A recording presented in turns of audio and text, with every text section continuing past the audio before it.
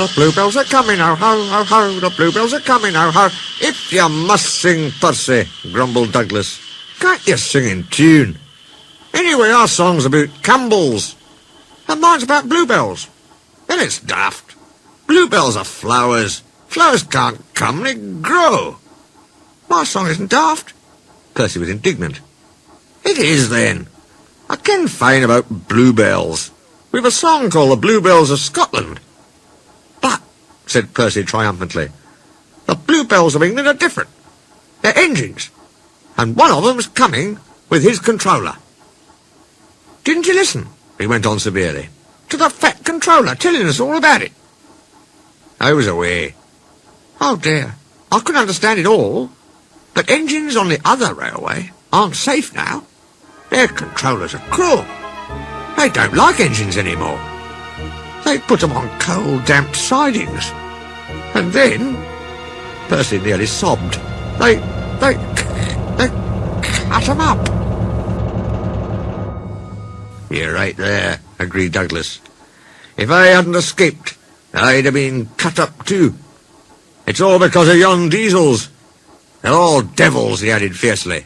Fair play, Douglas, reminded Percy. Some are nice. Look at Rusty and Daisy. Maybe so, answered Douglas. But I'd never trust one myself. But what I cannot understand is all your blether about bluebells. Well, the bluebells are kind people who want to save engines. They've made a place in England called the Bluebell Railway. Engines can escape there and be safe. Like me winning away here. Yes, Percy went on, just like that. If they're old or ill, a fitter makes them well. They can have their own special colours, all the coal and water they need, and pull trains too. That's braw hearing, said Douglas with feeling.